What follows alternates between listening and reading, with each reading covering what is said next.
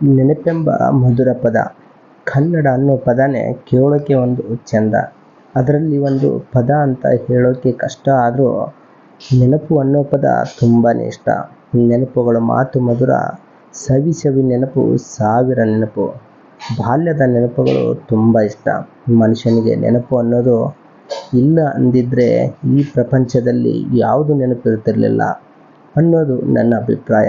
ಎಲ್ಲರೂ ಒಂದಲ್ಲ ಒಂದು ದಿನ ನೆನಪಿನಲ್ಲೇ ಜೀವನವನ್ನು ಕಳೆಯುತ್ತಾರೆ. ನೆನಪಿಗೋಸ್ಕರನೇ ಏನಾದರೂ ಉಡುಗೊರೆಯಾಗಿ ಕೊಟ್ಟಿರುತ್ತಾರೆ, ಮತ್ತೆ ಕಟ್ಟಿಸಿರುತ್ತಾರೆ.